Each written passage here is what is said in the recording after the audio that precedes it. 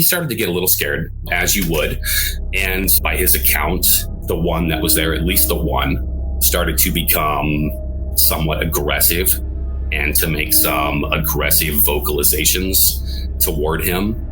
And that put him in a worried state of mind, I guess you would say. My dad ended up crawling down into a hole under some tree roots where a tree had been fallen over and pulled out of the ground. Welcome back to the Bigfoot Society Podcast. On this episode, we talk to Michael Freeman, the son of legendary Bigfoot researcher Paul Freeman.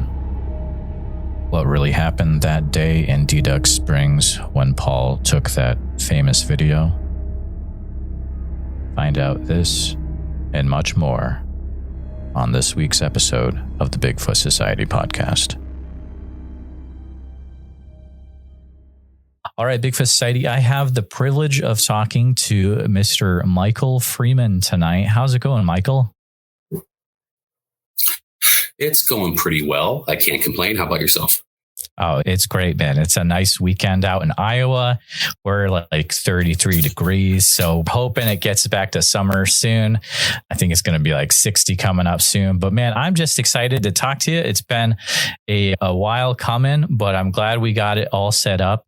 But just a little intro about yourself in case people don't know, and most people probably know who you are. We mentioned that in the pre-chat, but of course, Michael Freeman is the son of Paul Freeman, who most people will know from the famous Freeman footage where you see the Bigfoot go across the screen. You may remember Paul says, "Oh, there he goes," is the famous line.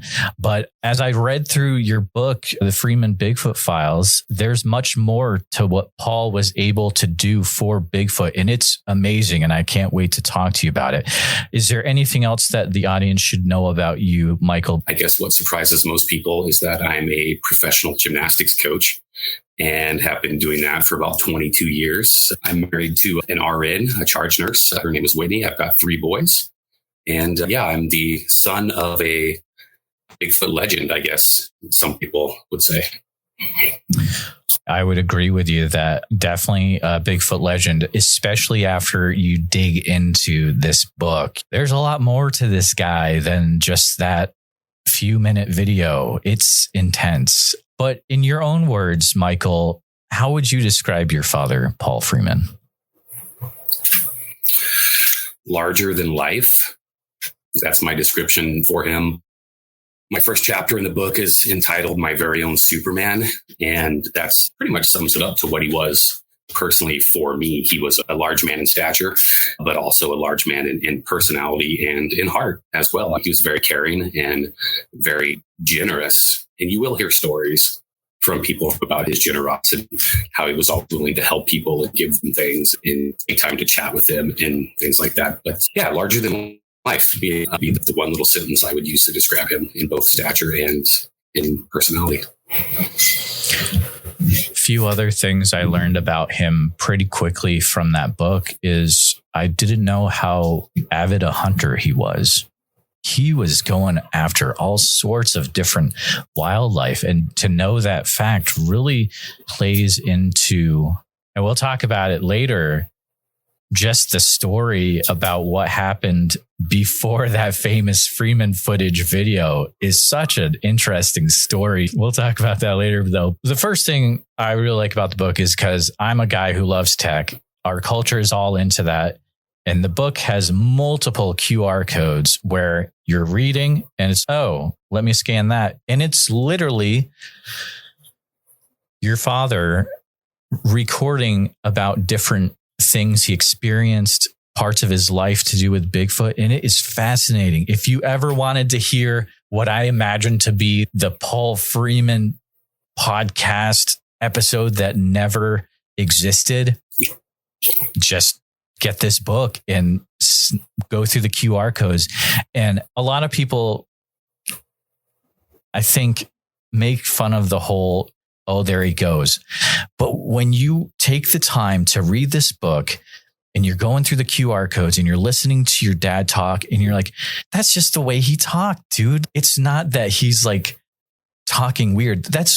I'm a monotone guy, so I get it. And I'm like, man, people need to give this guy a break. Like, he's just a salt of the earth guy who got into Bigfoot, and he had some amazing experiences, and it's all in the book. And I just wanted to say that to you. I learned a ton about your dad, and it was very cool. So thank you for sharing that with the world and with me by providing a copy of the book as well.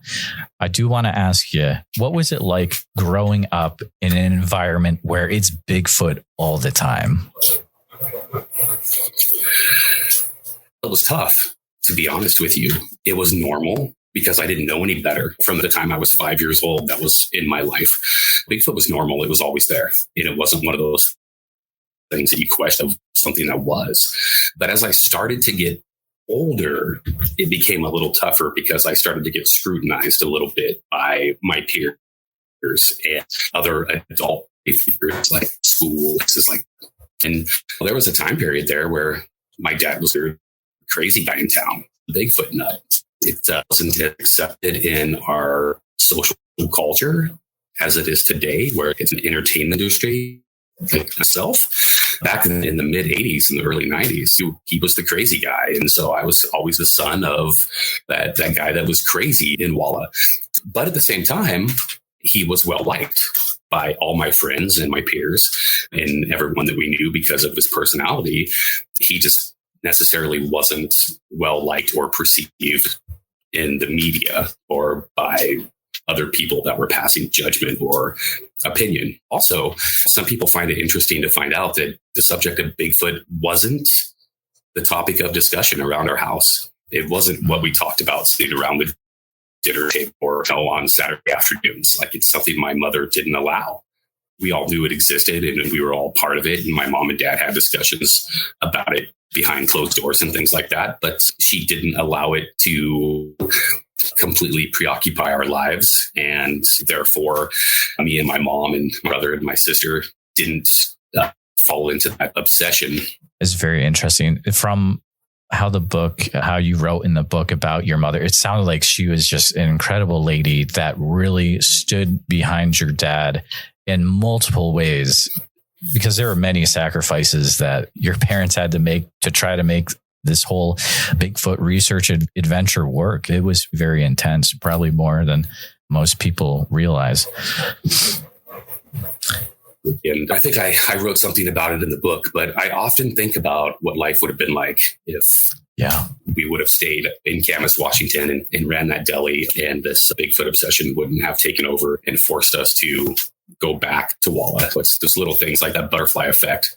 Life probably would have been completely different. I certainly wouldn't have been on here with you today.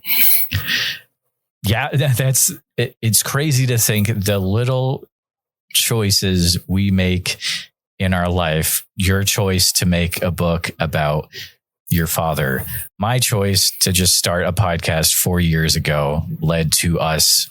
Both choices led to us talking to each other tonight, which is really weird to think about. It's a little heavy. As you started to go out with your father in the field as you got older, do you remember any times that really stick out in your mind where it's like, I was out with my dad and this happened and it was a little bit crazy? Yeah, the one time that really sticks with me is when my dad took me mushroom hunting. And I was 12 and we were up on Green Peak and we had been going down this old trail looking for morels, and it started to rain on us and the rain became a little heavier. And my dad decided at that time that we should probably double back and go back to his pickup. We could have our lunch or whatever and we could wait out the rain. And as we turned around and we started back up the trail, we maybe made about 5 minutes from where we were when my dad stopped dead in his tracks and pointed out to me that there was a footprint, a Bigfoot print on the side of the trail that was fresh. And when I say fresh, the trail we were walking on was getting wet. Our clothes were wet. I remember my shoes being muddy. That's one thing I do remember, is worried about my shoes. 12-year-old worries. And it was so fresh that this print had not yet begun to dampen with the rainfall. And I just remember my dad doing this to me and pointing at that, and he looked at it and he turned and he looked around the other side of the trail and he looked behind us, and then he grabbed me by the arm And we double timed it about as fast as we could back to the pickup where we got in. It was an old Scout International. And what I do remember about that is he rolled all the windows up and he started it, he turned the heater on, and he reached behind him and he got that 350 Norma Magnum that he carried out of the back window and he laid it across his lap. And I remember fogging up on the side and he was rubbing the glass off in front and him telling me basically to just relax. We know it's watching us. We may not have seen it, but it sees us for sure. We're just going to sit here a little bit. And we sat there. I don't know how long it was, maybe 20 minutes, maybe an hour. I don't remember. What I remember is being scared, honestly. And I get goosebumps like talking about that still today. And then we left and he dropped me off at the house and he went directly to West Summerlin's house. And he got him, and I think they called Van Fortert or one of those guys, and they went back up there. But that's the closest I've ever been to one, and it was close, and we didn't see it. But as I said in the book, I'm sure that it saw us, and it was close enough for me. I don't know if I want to be closer than that. So do you have any desire to go back out someday looking for Bigfoot yourself? I'm okay with where I'm at right now, but do think about going back out. I would like to. And the one place that I would like to go is I'd like to go back to Deduck Spring where my dad got the footage. I haven't been there in about 15 years, 16 years, maybe now at this point. So I would like to go back there sometime. And I get offers all the time.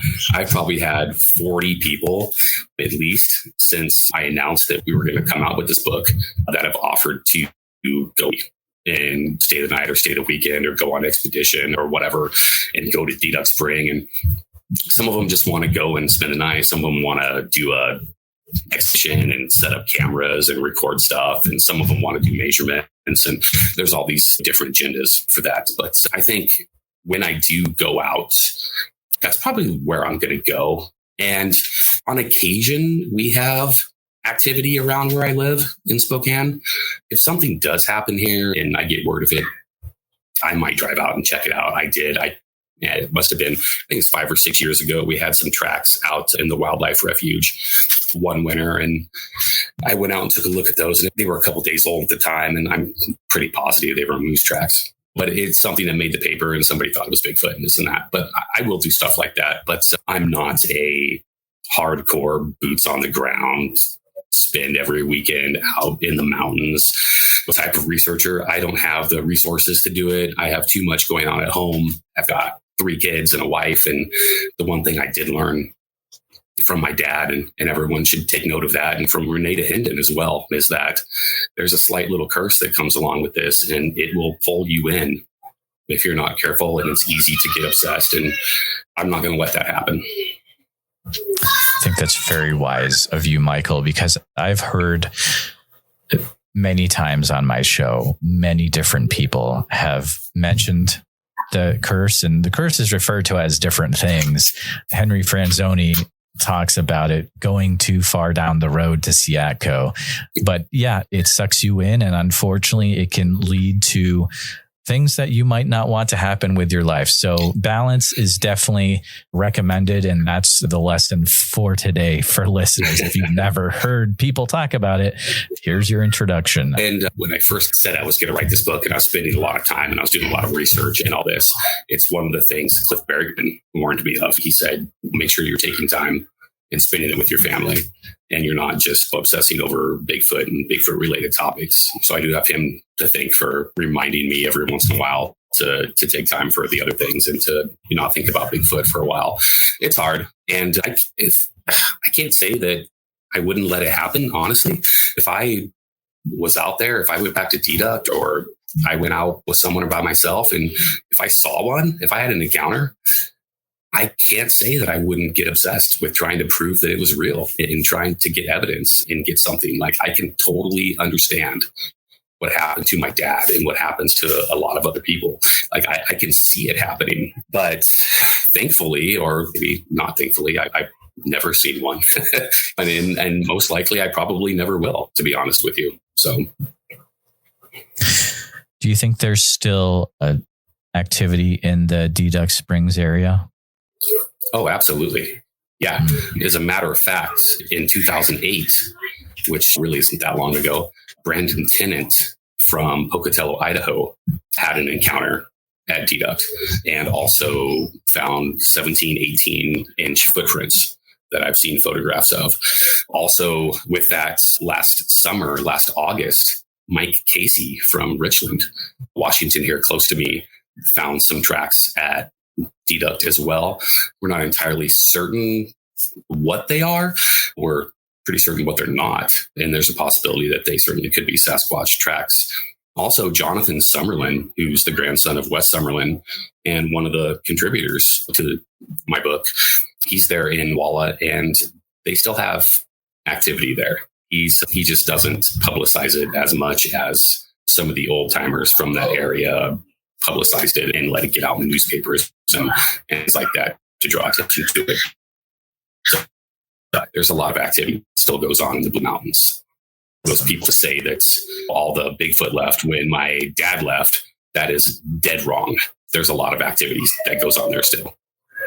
Absolutely. I like to consider Mike Casey a good friend. We've talked for many a time about his adventures out in that area. And man, he really gets into it. And now he's all over the country getting into it. So we'll leave that at that. But I'll have Mike's YouTube channel linked in the resources. There's going to be a lot of resources for this episode. Mike has a few about Deduct Springs. So you want to definitely check that, listeners. Mike's a good dude. Mike and I got connected. Actually, a mutual acquaintance of Mike and I suggested to him when he moved to that area that maybe he get in contact with me because I might have some advice on some areas to go and investigate. And Mike sent me a message and was very polite and respectful and asked me if I had any advice. And if you've read my book, first and foremost, like, I don't hide that stuff. I let locations be known, and I let, the evidence be known and all that stuff because I want people to find evidence. And so I gave him some advice on where he might go, and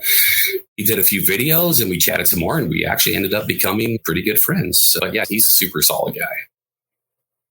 I actually introduced Mike to Dar Addington, who was one of the contributors in my book, and trusted him enough to take her camping and overnight and stuff like that. And he's actually learned a lot from Dar as well. And they forged a friendship, which is good for her because she's really excited that she's able to get back out there and do some Bigfooting and some things like that. So I know she's having a good time, and it's a win-win.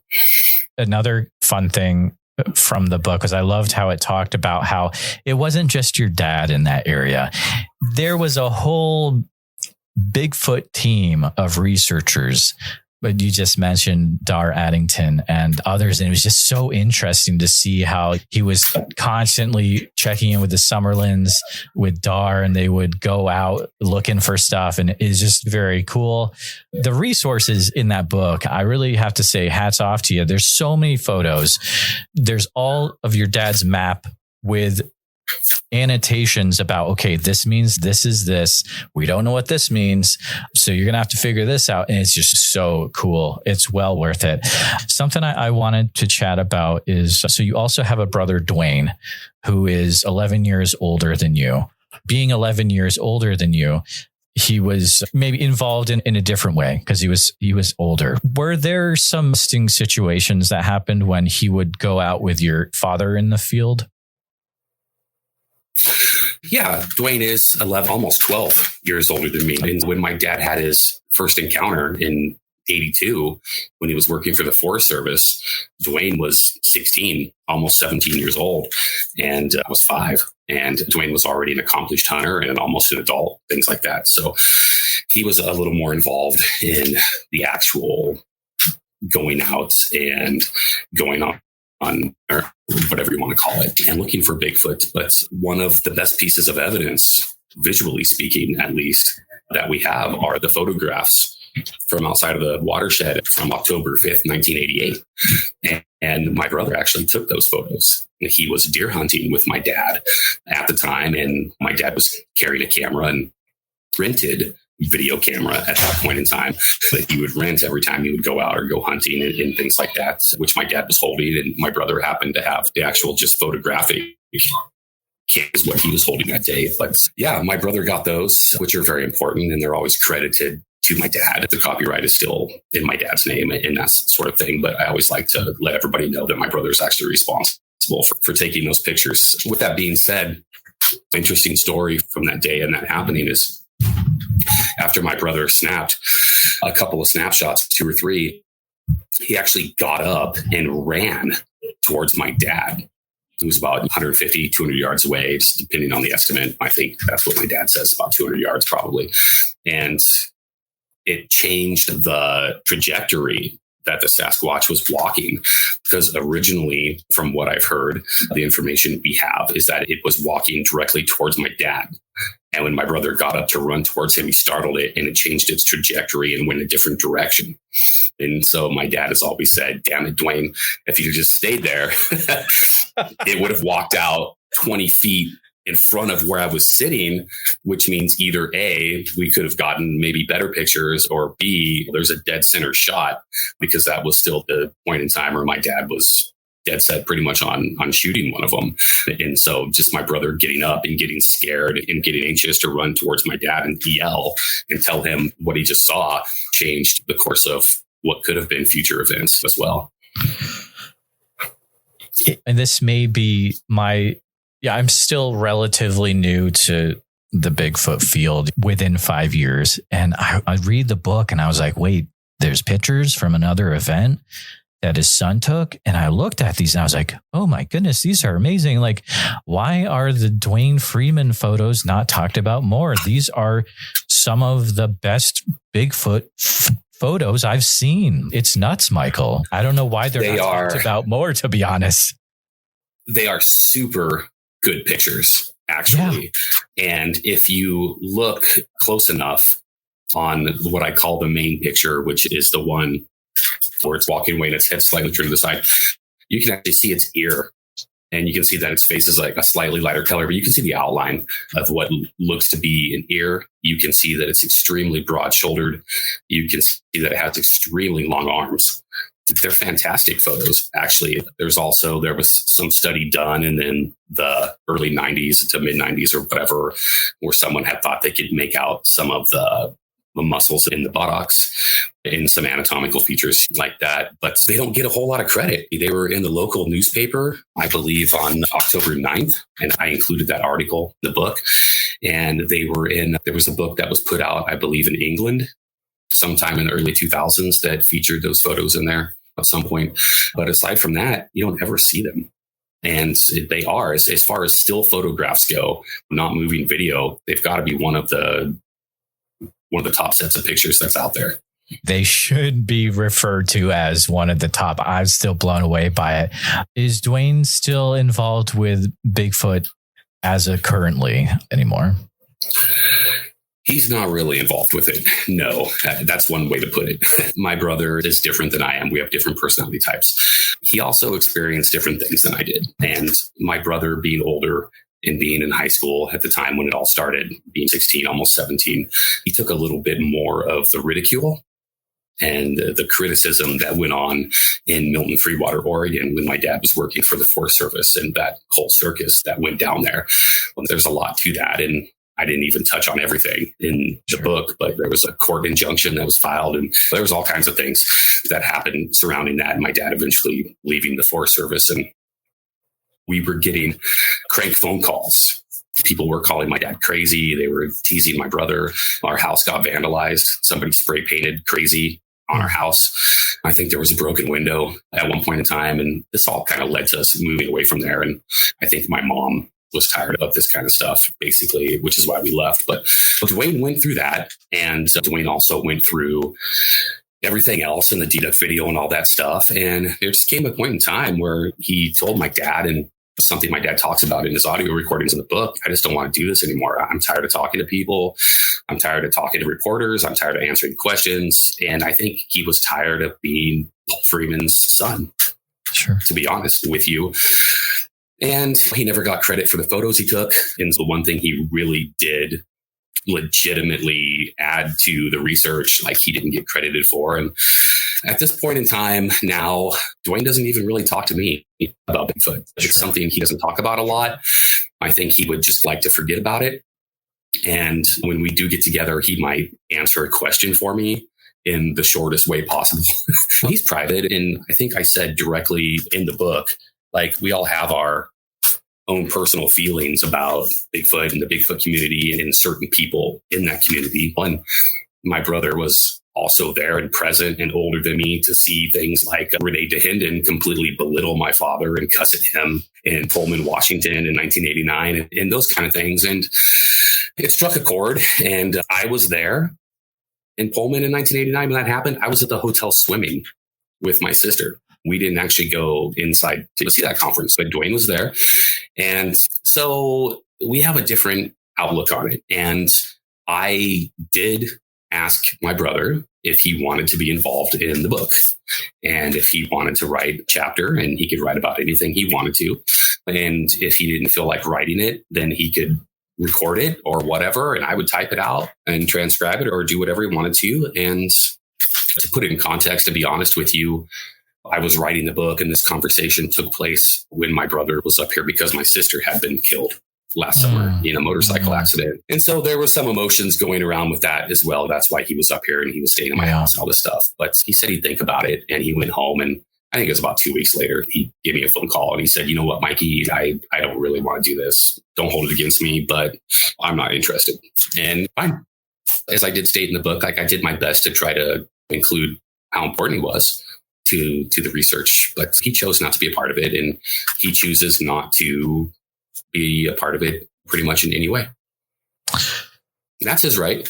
To totally respect him for that. That whole, you mentioned the 89 conference, that is so fresh in my mind because I just watched the video on that literally an hour before the recording of this.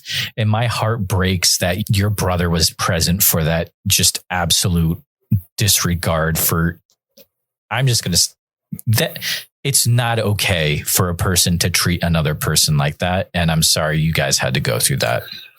And there's other instances of that and that particular individual and things they said about other people and on things. And I have my own feelings. And I also, one of the things I made clear for the book was that I was not going to speak ill of anyone. I won't do it. I have opportunities to do. But one of the reasons I chose not to is because my dad did not do that. And you won't find anything that's written or recorded or taped or said about my dad ever saying anything negative about that individual, which is pretty astonishing in itself, that he was able to let that roll off his shoulders and take the higher ground and not stoop to that level and not fire back at. Absolutely. Talking about people like Renee DeHinden. So growing up in that Bigfoot research culture, and you started to get involved, I believe in the book it said around like age 10 or 11.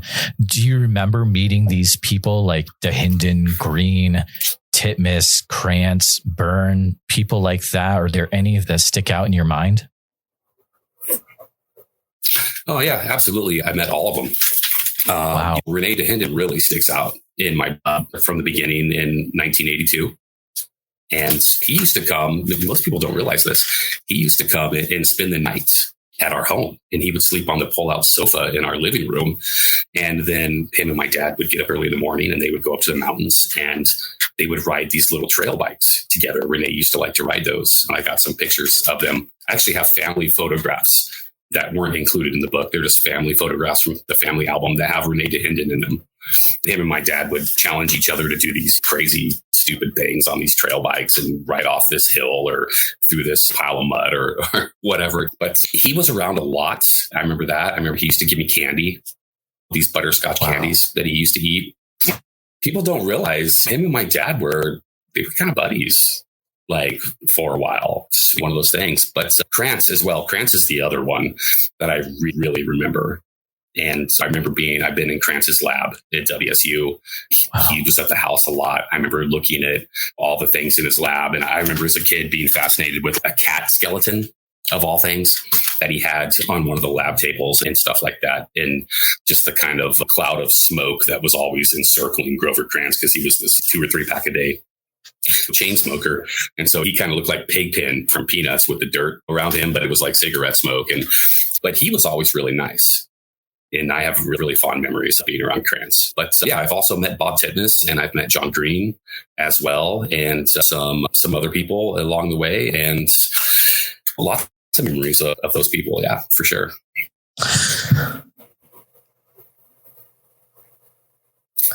Oh, Peter Byrne. That's the other one. I met Peter Byrne in 1987.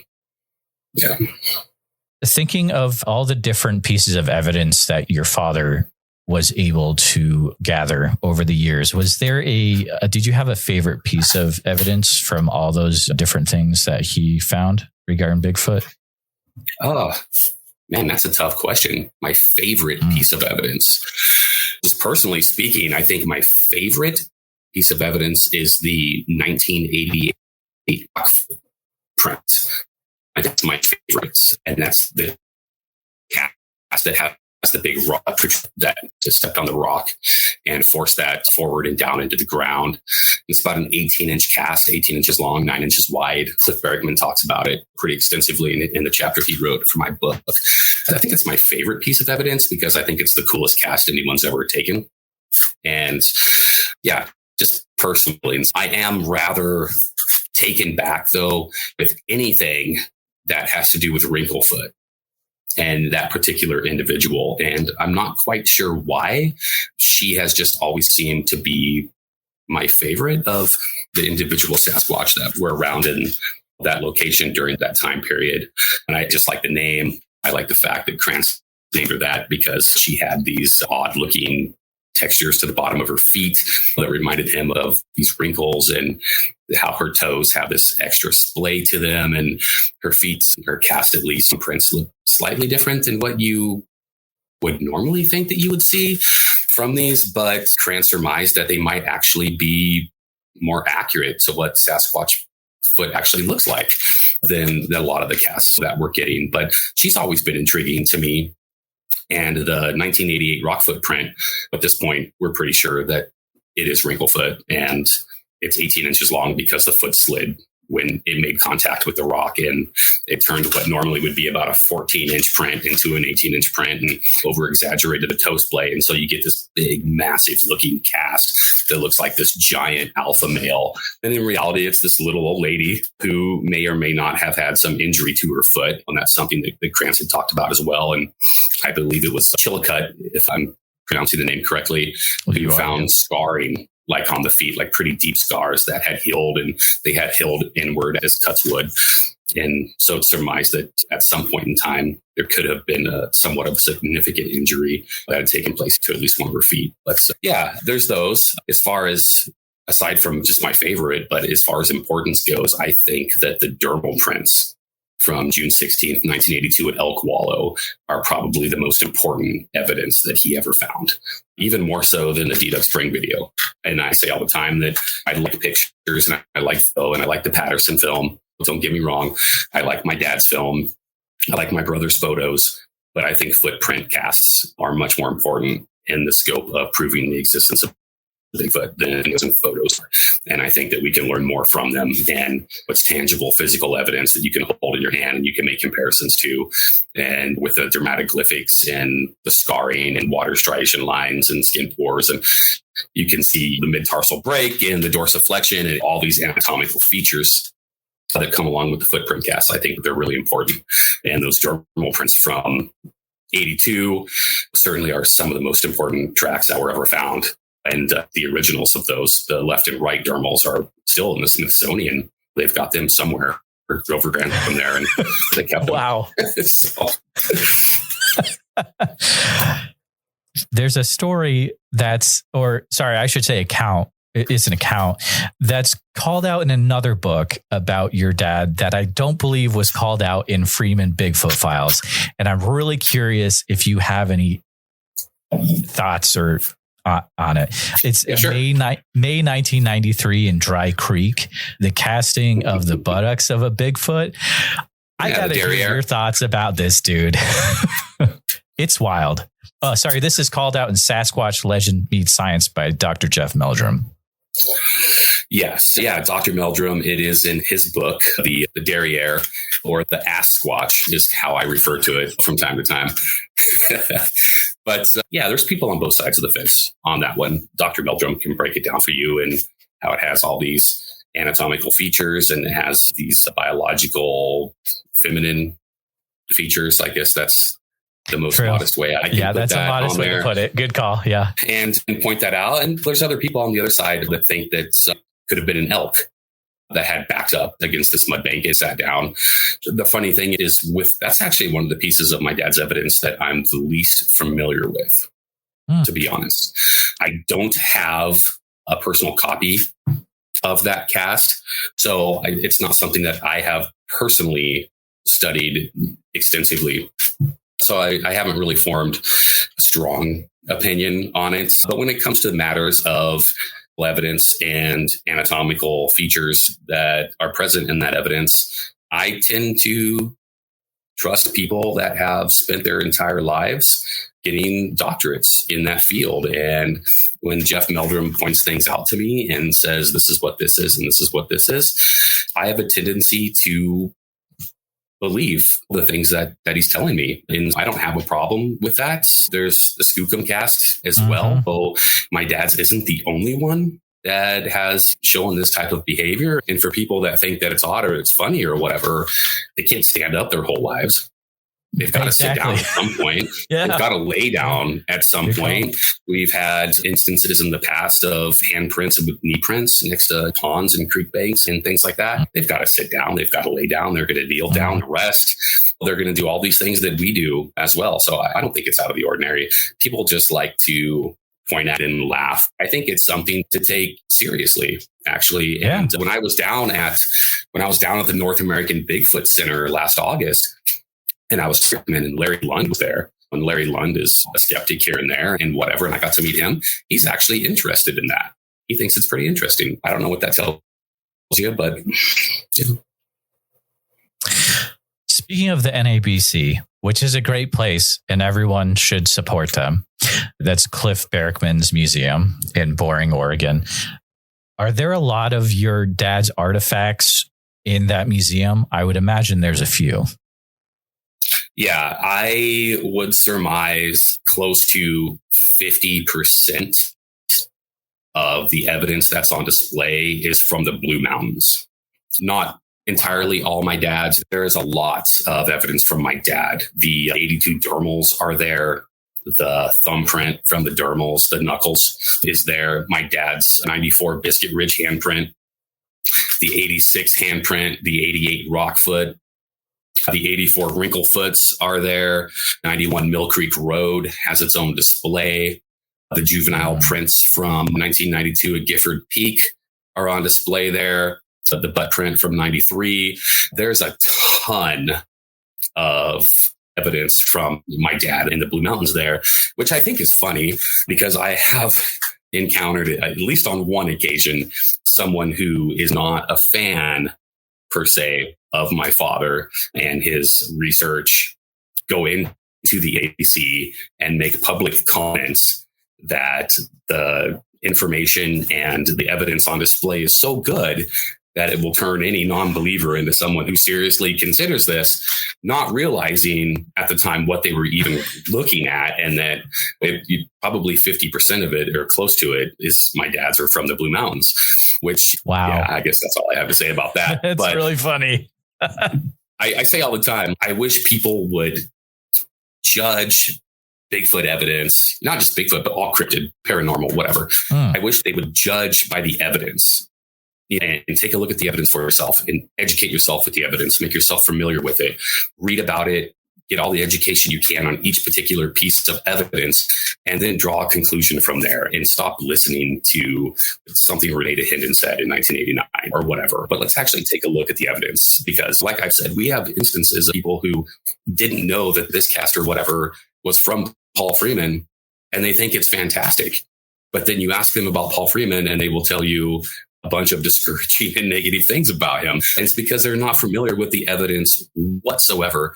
They're just listening to rumors and hearsay. And one of my taglines that I was throwing around for a while there, and I was making it really prominent, was this business of Bigfoot is the business of evidence. That's it, period. And if you're not bringing evidence, you're not bringing anything.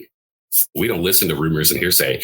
We want the evidence. Bring me something that I can look at and I can draw my own conclusion from, and something that somebody who's grumpy or jealous or whatever may have said or said to somebody else that said to somebody else. I don't care about that. I don't care about any of it. So it is number one for sure. I am a guy who, if I'm reading a book and there's pictures of people and I don't know a person, I'll try to look up the person. There was a person that I couldn't find anywhere. I'm curious if you know who this guy is. It's in your book. Who's Ted Butters?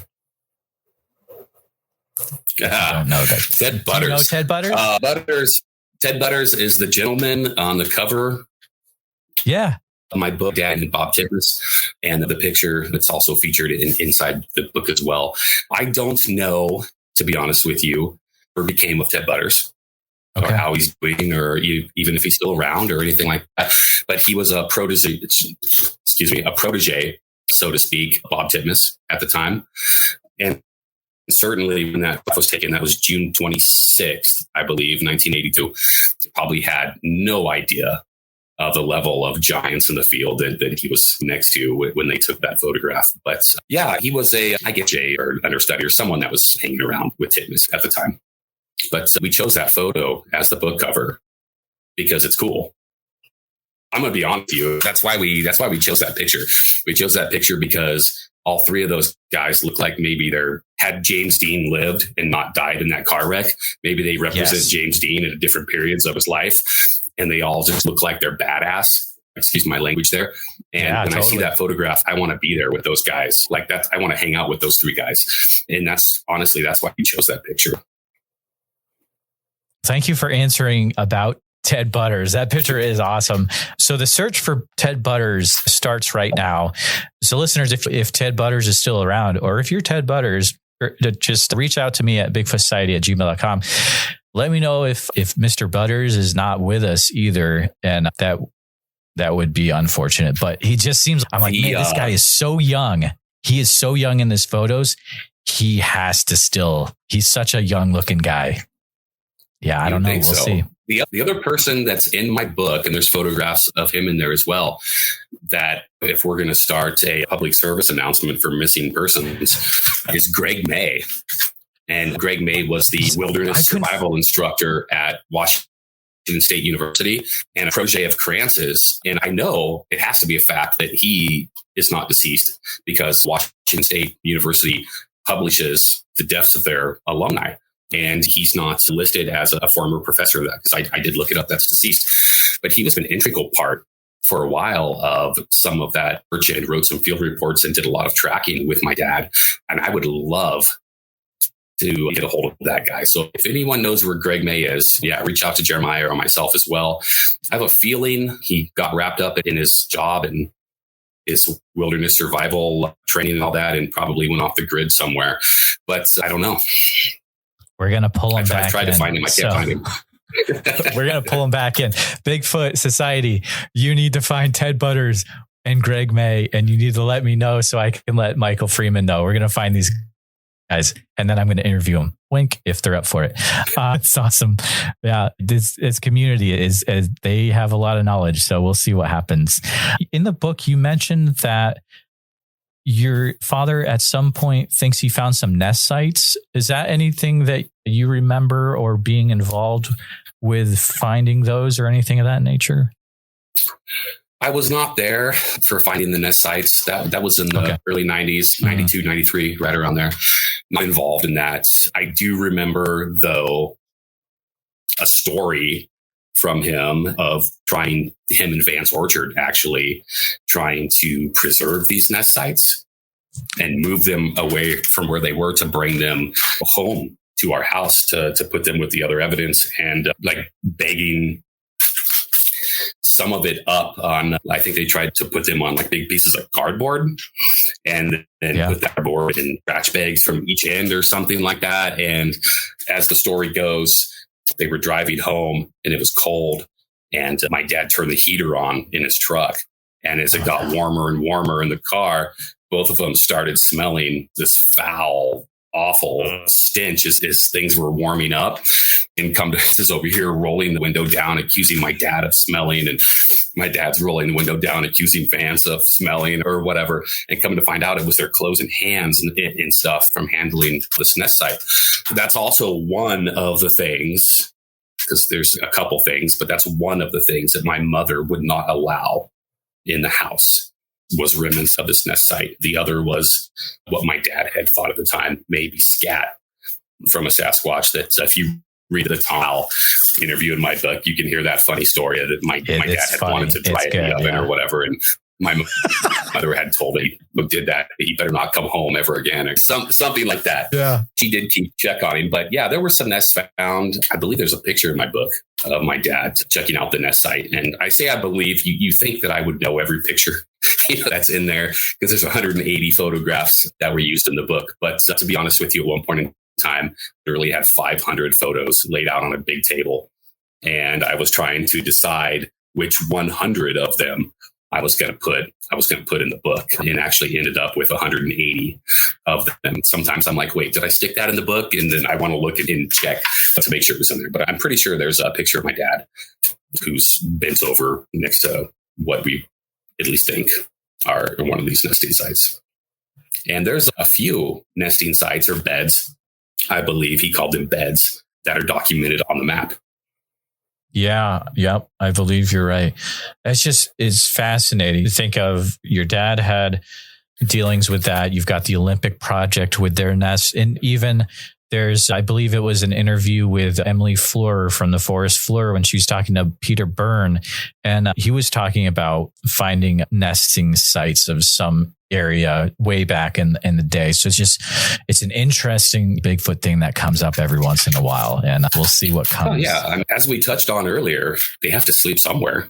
They're not you just lay out on the road. And all great apes, make nests and build nests. And I think there's two different sides of people feel different about it. But at least in my dad's opinion, they weren't living in caves. He had come to that conclusion. There's a lot of caves in the Winaha Toucan Wilderness, which is part of the Blue Mountains there. He had been in a lot of those cave systems and had not found sign of them ever. And he had surmised that they weren't living in caves. They probably wouldn't live in caves. They would never inhabit a cave that didn't have more than one opening to it where they could get out. And my dad's kind of feeling on it was that they would probably only seek shelter in a cave in an emergency, some kind of increment, severe weather or something like that. But they did prefer to live out in the more open where they could see and hear everything, and that they were building nests and that they probably moved frequently. So they weren't nesting in the same place for very long.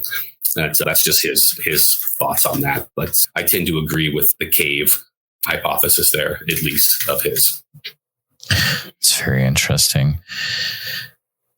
In the book, there are a few times where things are called out in the audio clips from your father that are not necessarily called out in the book itself in the writing, which is really interesting because they're almost like little hidden Easter eggs. And there's one of them where I wanted to ask you, he refers to there was a point or a time where your father actually had a Bigfoot in the crosshairs, but it's glossed. Do you have any more information about that time where there was, he says he had a Bigfoot in the crosshairs, and I believe it was a view of the creature's back, but he couldn't pull the trigger?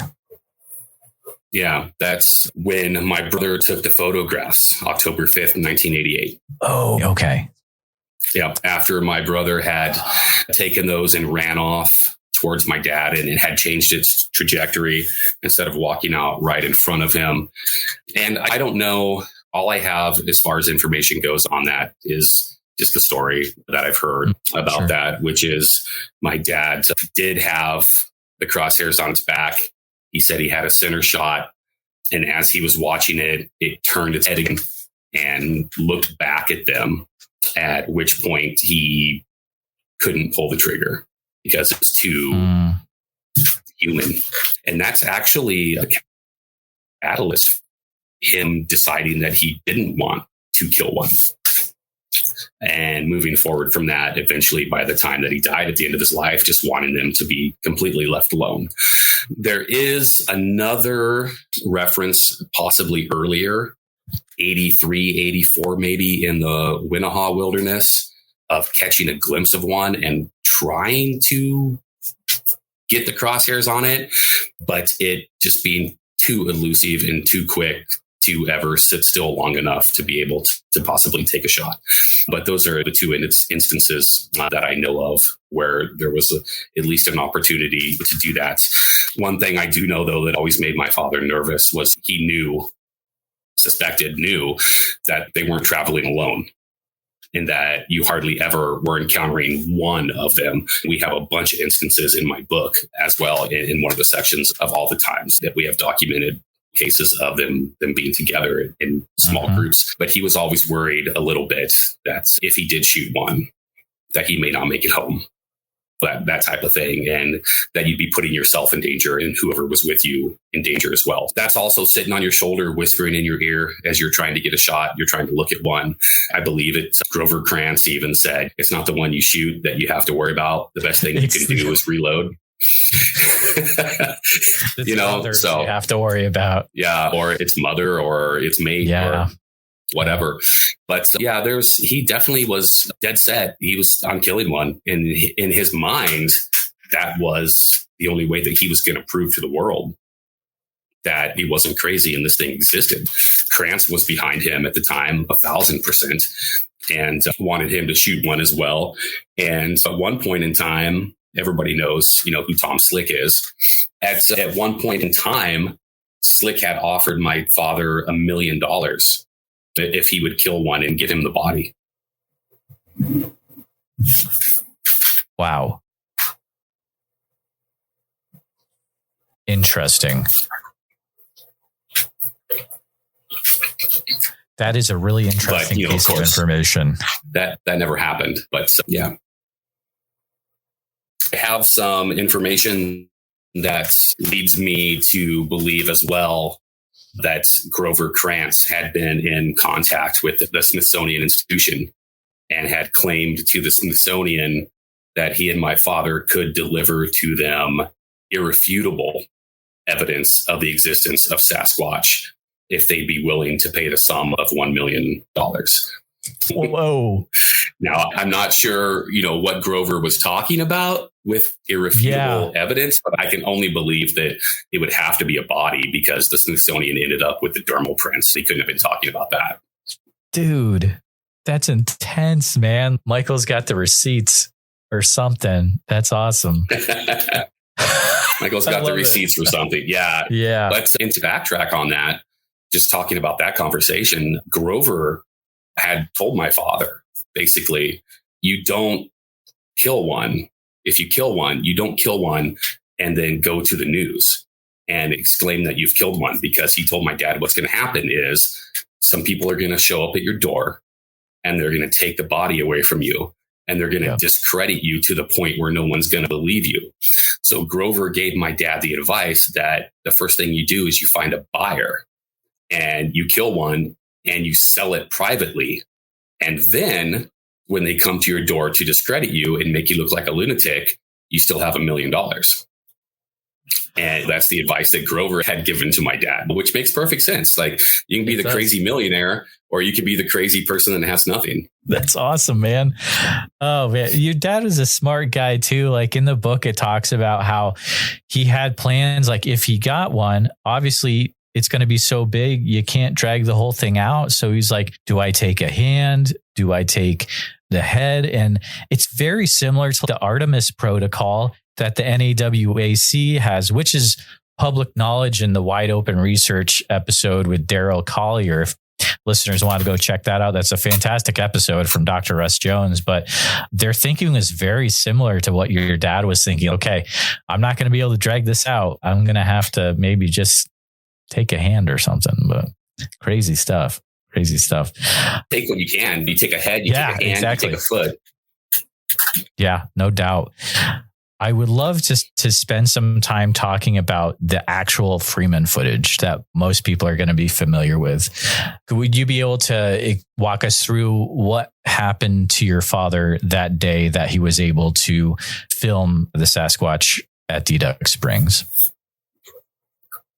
Oh, yeah, absolutely. It was more than a day, honestly. It had been leading up to that day for quite some time. The week leading up to him getting the footage, he had actually been at Deduct every single day. And he'd been up there for hours. And he was getting off work because he was working a night job. And he was going at about 4 a.m. and he was getting up there about 6 a.m. And he knew they were going to be there. That's no secret. At this point in time, we had years and years of map data, like telling him that they were going to be there and what time of year they were going to be there, and they were going to find evidence. And he had been going there. It was a hot summer that year. It was dry, not a lot of good water sources. And he expected that he was going to find them there, but he wasn't having a whole lot of luck, to be honest. Maybe some disturbances, things like that he was noticing, but nothing groundbreaking. No, the big moment, honestly, came the night before when he got a phone call from my sister. And her car had broken down and it wasn't starting. And she had asked my dad if he would come over and fix it for her in the morning. And of course, he said yes. And that morning, instead of getting up and going to Deduct, he went to my sister's house and fixed her car. And then he went and got a cup of coffee and he was going to come home. And about halfway home, as it goes, he decided, what the hell?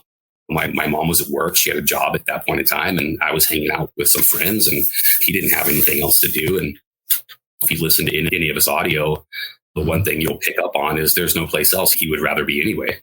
And that's the only place he wanted to be, was the mountains. And so he decided just to go up there and take a look around because he was thinking, hey, maybe I'm going to find some evidence, maybe, this or that. You never know. Hell, I'll just kill some time. It'll be a good day or whatever. But by all estimations, he ends up getting up there 3 to 4 hours later than he normally was getting there. So we think sometime after 10 a.m. and normally he was getting there around 6. And so I say he walked right up on one. And it's always led me to believe in him as well, that they were there every day that he was there and they were watching him. And when he was leaving, then they were coming to the pond and they were getting water, or they were doing whatever it is that they were doing after he was gone. And they were somewhat used to him, but still not enough to want to hang out and socialize and say, hey, Paul, that type of thing. I firmly believe that they were watching him and they were waiting for him to leave. And he had it in his mind that they were coming before him and that they were leaving and that he was missing them. And it was the exact opposite. So what ends up happening, happenstance, because my sister's car breaks down and he's got to go spend a couple hours to fix that. And he's late getting up to his normal spot. He's not there at his normal time. Since he's not there that day, I guess you could say they made a mistake. That's usually the way that I phrase it. But it's just one of those things. He was able to walk right up on one due to him not being present when he normally was and when they were used to him being there.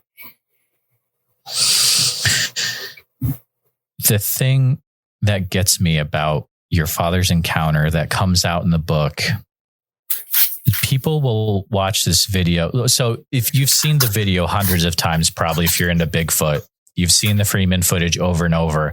But what you didn't know is what happens after it. And for a while there, stuff gets really touch and go for your dad. And like when I read that part in the book, I had to step away for a minute. I was like, this is really intense. He almost... Man, is that something you feel comfortable sharing? What happened after that sighting to your dad? It's intense, Michael. Yeah, absolutely. No, mistakes were made. And we know that the individual Sasquatch in that footage made a mistake that day. My dad made a mistake as well. And the mistake that he made on that day was he actually thought that there was 2 of them. And that there were 2 adult Sasquatch, which I'm not saying there weren't, but we don't have evidence to support that. We have one set of footprints that were found there, that all the footprints belong to the same individual. And so in my mind, at least what I think happened was that when she moved from right to left. And my dad lost track of her. He was trying to track her, and she pops up in a different location than where he had thought she went to. And we know why she went to that different location and why she was trying to be elusive to go there. And that's because that there was a small juvenile there that we can now clearly see in the enhanced footage and those things. But when she pops up there for the second time, my dad, she was farther away. She was about 100 feet away. He was at a higher elevation than she was when he gets that shot. And to him, she looked like she was a smaller adult. And so he thought that she was a second one. And that immediately put it in my dad's brain that he had one on each side of him. And so he started to get a little bit nervous. And what he decided to do was to continue down the trail and loop himself back to where he was parked outside of the pond, instead of turning around and going the direction he came in, because he thought that he had one behind him at that point in time. And so he started to get a little scared, as you would. And by his account, the one that was there, at least the one, started to become somewhat aggressive and to make some aggressive vocalizations toward him. And that's put him in a worried state of mind, I guess you would say. Yeah.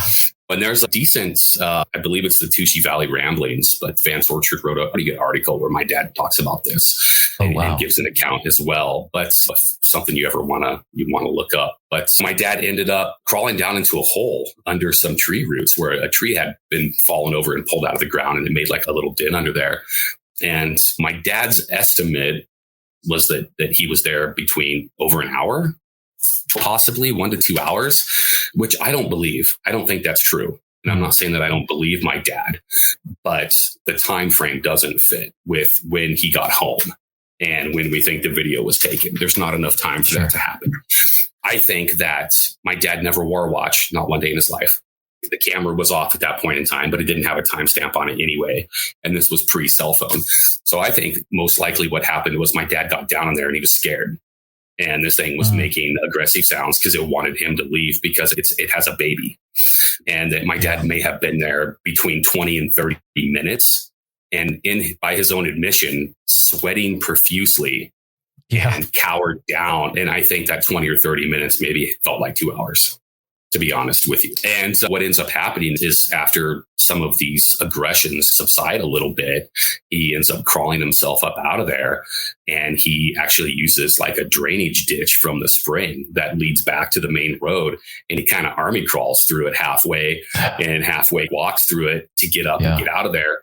And is brave enough, or whatever, I guess you want to call it, when he gets back to the main pond to stop for a second to check out the first tracks that he sees as he's going in again real quick, which you can tell at that point at the very end of the video. And you can even see that part a lot. And I believe it's in the raw footage section in my book, but it's not in the enhanced footage. It was a little shaky at that point in time before he gets in the car and drives back home. But yeah, it was touch and go. And he thought there was two of them. And like I said, I'm not saying there wasn't, but still all we have is one matching set of footprints. All the footprints match to the individual we call Big Jill.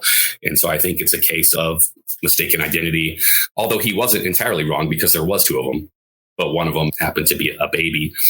Also, what's really interesting is in the interview that he gives to Vance Orchard about that situation, he tells Vance Orchard that the second one that he saw, what he presumes to be the second one, and we've touched on that I don't believe is the second one, that it looked like it was deformed and that it could have possibly been a hunchback, or it had a lump on the side of its neck and head. This is after it had picked up the baby and the baby had crawled onto its back. And that's what he was seeing, that he perceived to be a hunchback. And for all the listeners out there, if you're not familiar, keep in mind, that this video was shot in 1992, August 20th.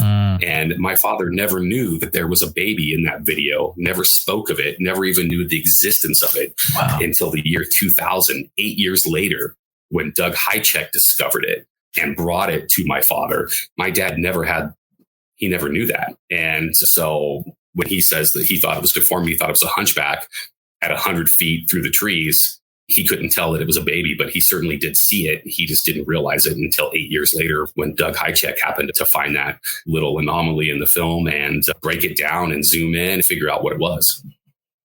Chapter with Doug Hychek alone is worth the price of admission for the book, because you literally get, Doug shares with you, okay, here's my criteria for looking at a Bigfoot footage and knowing if it's fake or not. And it is fascinating.